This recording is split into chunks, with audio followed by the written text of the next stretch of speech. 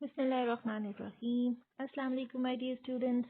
I am Dr. Madiha Ilyas, consultant cardiologist, working as registrar cardiology department in Fatma Memorial Hospital, Shadman Lahore.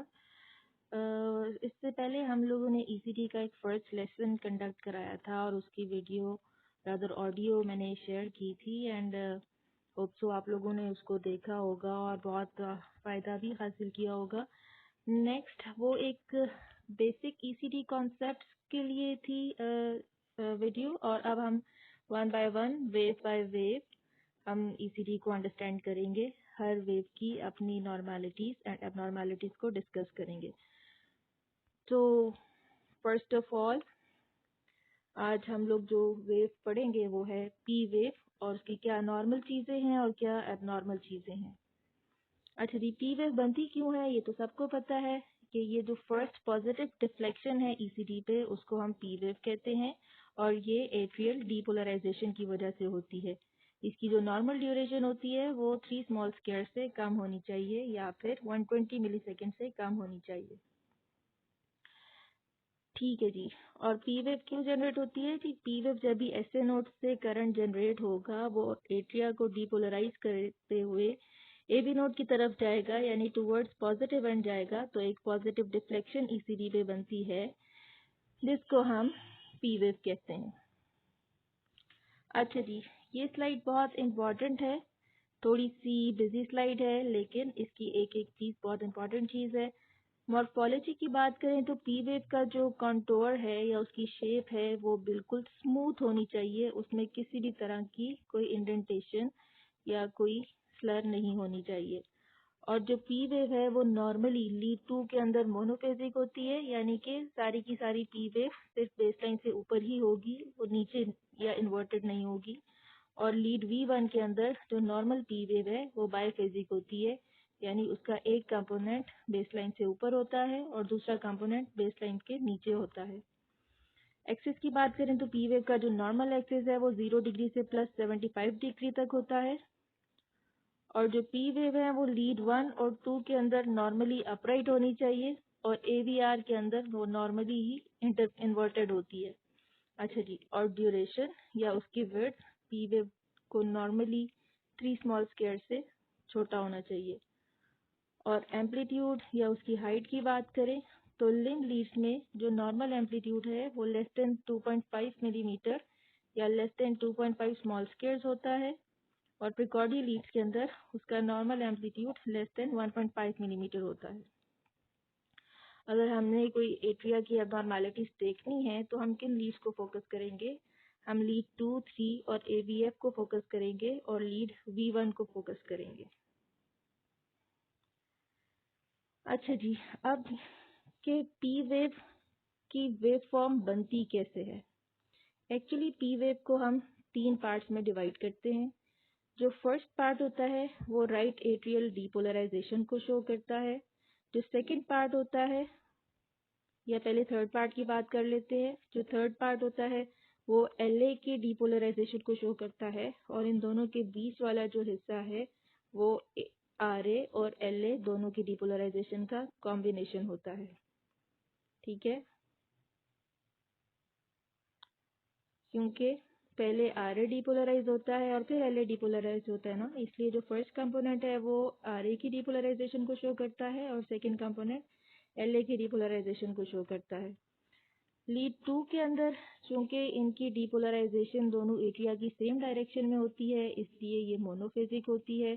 P wave और lead V1 के अंदर right और left atrial की जो depolarisation की direction है वो अपोजिट डायरेक्शन में होती है एक दूसरे के, इसलिए जो पी वेव है वो बायफेजिक आती है। जो बायफेजिक पी वेव है V1 के अंदर उसकी जो फर्स्ट कंपोनेंट जो कि बेसलाइन से ऊपर होता है वो आरए या राइट एट्रियल डीपोलराइजेशन को शो करता है और जो बेसलाइन के नीचे सेकंड कंपोनेंट होता है वो एलए की डीपोलराइजेशन को शो करता है। ये चीज़ें क्यों इम्पोर्टेंट है? इसलिए कि अगर आरए की एबनॉर्मेलिटी होगी तो पी वेव का जो फर्स्ट कंपोनेंट है उसमें एबनॉर्मेलिटी आएगी और अगर एलए की कोई एबनॉर्मेलिटी है तो पी वेव के सेकेंड कंपोनेंट के अंदर कोई प्रॉब्लम शो होगा। अच्छा जी, अब जब भी आपने पी वेव को देखना है या उसकी मॉर्फोलॉजी डिस्कस करनी है तो आपने या तो लीड 2 में देखना है या लीड V1 के अंदर देखना है। तो हम पहले पी वेव की जो नॉर्मल चीज़ें लीड 2 के अंदर नज़र आती हैं और जो एबनॉर्मेलिटीज लीड 2 के अंदर नज़र आती हैं हम वो देखेंगे। ये जो डायग्राम आपको नज़र आ रही है इसके अंदर जो ब्राउन पार्ट है वो राइट एट्रियल डिपोलराइजेशन को शो कर रहा है, जो ब्लू पार्ट है वो लेफ्ट एट्रियल डिपोलराइजेशन को शो कर रहा है और जो दरमियान वाला है वो दोनों की डिपोलराइजेशन का जो दरमियान वाला हिस्सा होता है वो शो कर रहा है। नॉर्मल इसकी विड्थ 120 मिलीसेकेंड से कम होनी चाहिए और इसकी हाइट 2.5 मिलीमीटर स्मॉल स्क्वायर से कम होनी चाहिए। लीड 2 के अंदर की बात कर रहे हैं। अगर राइट एट्रियल एनलार्जमेंट होती है तो वो लीड 2 के अंदर कैसी दिखेगी? राइट एट्रियल एनलार्जमेंट में क्या होता है कि राइट एट्रियम अपने नॉर्मल साइज से ज़्यादा बड़ा हो जाता है, उसकी डीपोलराइजेशन के पे ज़्यादा टाइम लगता है। तो जब राइट एट्रिया की डीपोलराइजेशन होती है तो वो लास्ट करती है longer as compare to the normal RA depolarisation. तो वो जब एलए की डीपोलराइजेशन एंड होती है तो वो उस वक्त तक आरए की डीपोलराइजेशन भी चल रही होती है, यानी जब इम्पल्स जनरेट हुई ऐसे नोड से राइट एट्रियम में भी गई, लेफ्ट एट्रियम में भी गई। अब लेफ्ट एट्रियम तो अपने टाइम पे डीपोलराइज हो गया, जबकि जो राइट एट्रियम है उसको डीपोलराइज होने में टाइम लगा, चुनाचे वो एलए के ऊपर भी जाके कवर करना शुरू हो गई, यानी कि उसमें इतना टाइम लगा कि एलए के डीपोलराइजेशन का भी टाइम उसने कंज्यूम कर लिया। तो इस तरह जब राइट एट्रियल डीपोलराइजेशन की वेव लेफ्ट एट्रियल डीपोलराइजेशन की वेव के ऊपर पड़ेगी तो वेव की जो हाइट है वो इंक्रीज हो जाएगी, जबकि विड्थ उसकी नॉर्मल रहेगी।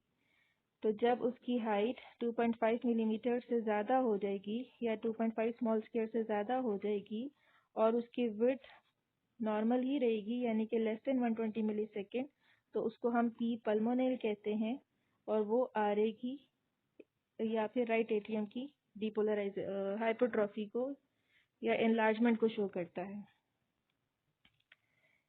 सिमिलरली लीड 2 के अंदर लेफ्ट एट्रियम की एनलार्जमेंट का कैसे पता चलेगा? जब लेफ्ट एट्रियम की एनलार्जमेंट होगी इट मीन्स के डीपोलराइजेशन को इंक्रीज नंबर ऑफ सेल्स को कवर करना है और उसको ज़्यादा टाइम लगेगा, तो left atrial depolarisation will last longer than normal, तो उसकी विड्थ इंक्रीज हो जाएगी और उसकी हाइट नॉर्मल रहेगी।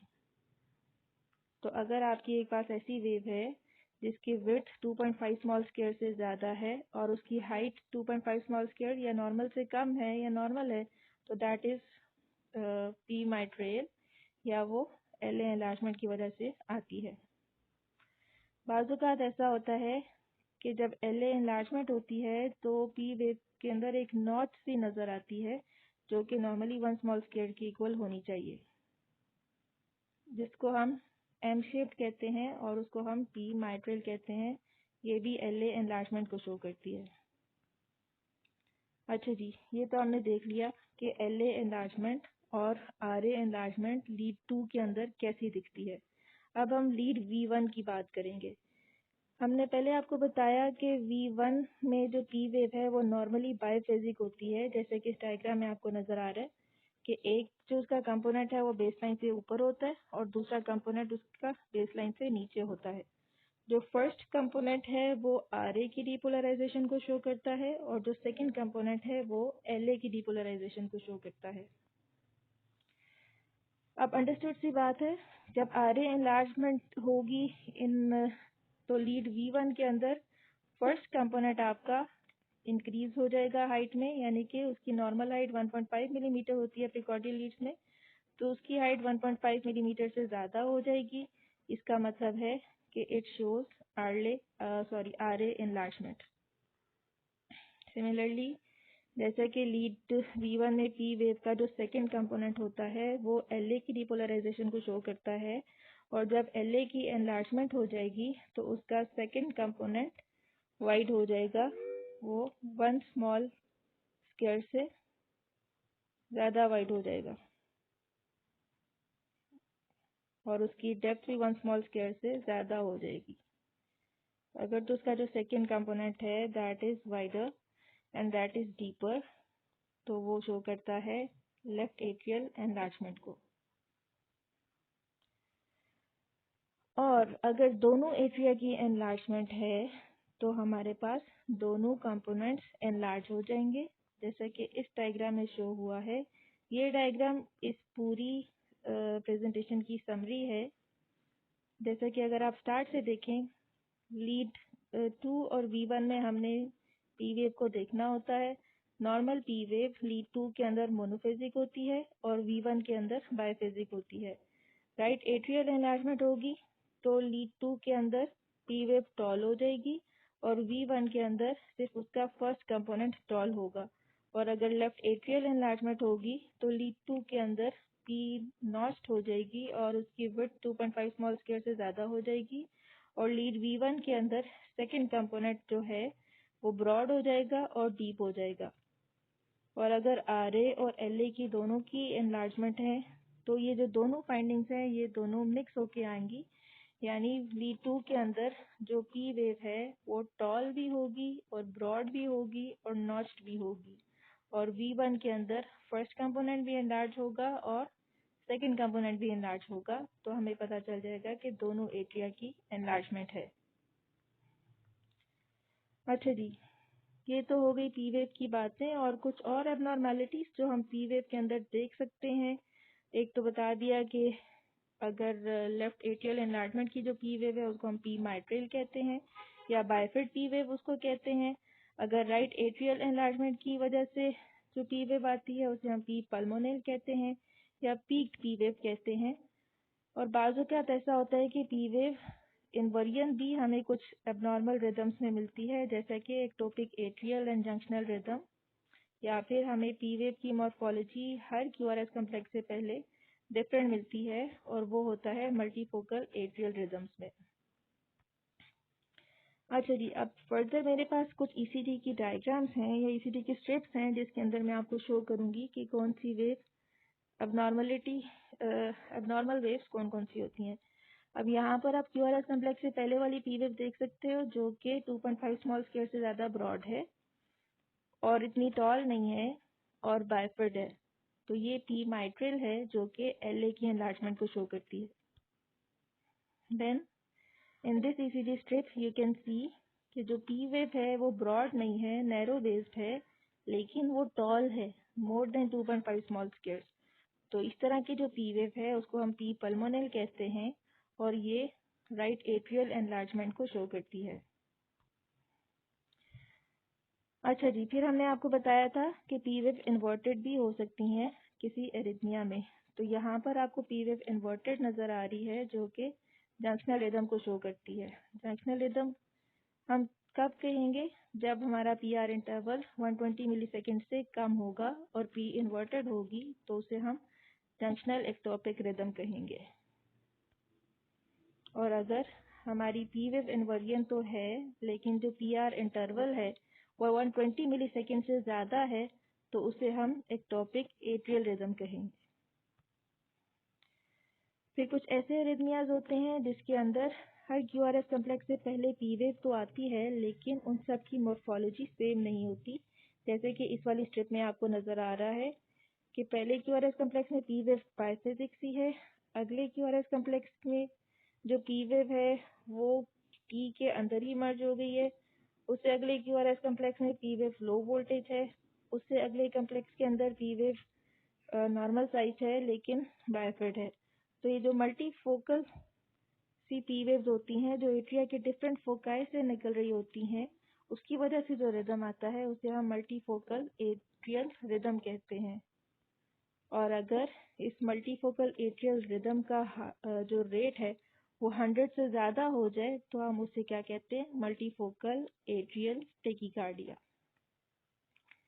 ठीक है जी, this is all about P wave. Hope so आपको पी वेव की नॉर्मल चीज़ है और एबनॉर्मल चीज़ों की समझ आ गई होगी। नेक्स्ट लेसन में इंशाल्लाह ताला हम पी आर सेगमेंट और पी आर इंटरवल को डिस्कस करेंगे। अब तक के लिए इतना ही। अगर आपके कुछ क्वेश्चंस हैं या आपने कुछ पूछना है या कुछ समझ नहीं आई, कुछ रिपीट कराना चाहते हैं, तो आप काइंडली कमेंट बॉक्स में मुझे बता दें, मैं आपकी सारी क्वेरीज क्लियर कर दूंगी। ओके जी, थैंक यू सो मच। अल्लाह हाफिज़।